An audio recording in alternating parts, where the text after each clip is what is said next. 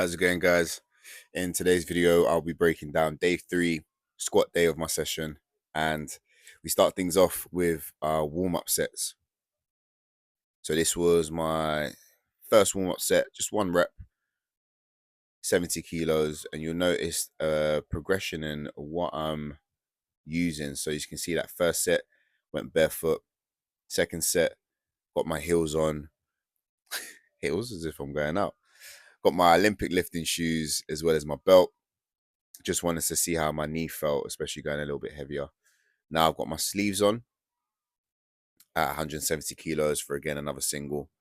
So this session, the aim was to work up to a top set of 4 reps.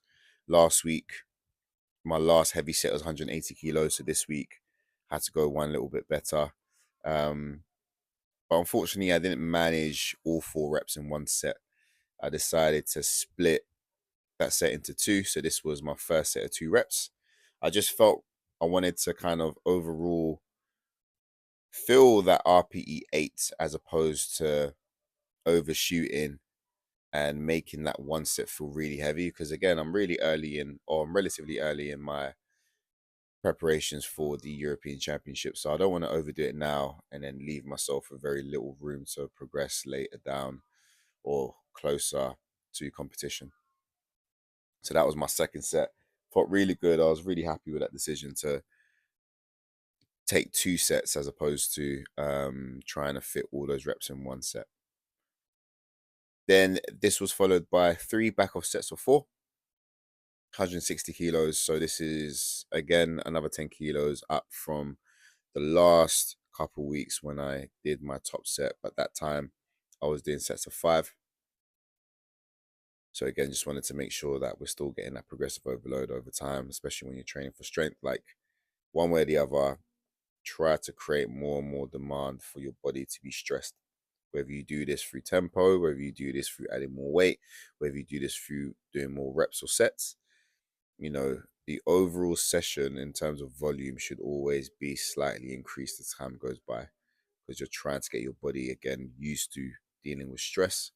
But then also as well, your ability to produce that amount of force under load still needs to be trained every single session. So this was my last set, 4 reps, 160 kilos, nice and easy. Really happy with how my squats went, especially where over these last few weeks, more or less pain-free. I feel like every single time I get into my squats, I feel less and less pain, which is really great. Then we move over to my second exercise, which is the snatch grip deadlifts, or RDLs rather, snatch grip RDLs, I should say. The remaining deadlifts, so we're looking to keep tension on the hamstrings and glutes, keeping that wide stance with my grip, or wide grip rather. And this was my top set of 8 reps. This actually felt a lot easier than I anticipated. I would have thought it would have been a little bit harder, but it actually wasn't too bad. So I'm kind of glad with how that went. And just like my squats, this was then followed by 2 back off sets at 100 kilos, and this was absolutely fine. Just trying to get a little bit deeper, really work into the hamstrings and glutes as much as I can, and keep that tension going all the way through. So you can see I don't really pause in either side of the movement. I kind of just focus on that eccentric and then come up nice and explosive and then go again.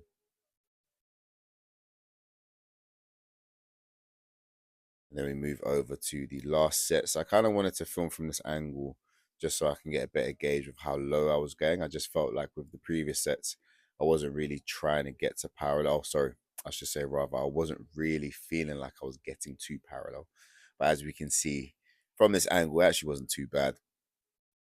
And then I was doing my accessories afterwards. I completely forgot to film them because I was just so tired. And I was a little bit tight for time to get them in before my client. So this is all I have to show for now. But thanks for watching. Like, share, and subscribe. Day 3, day 4.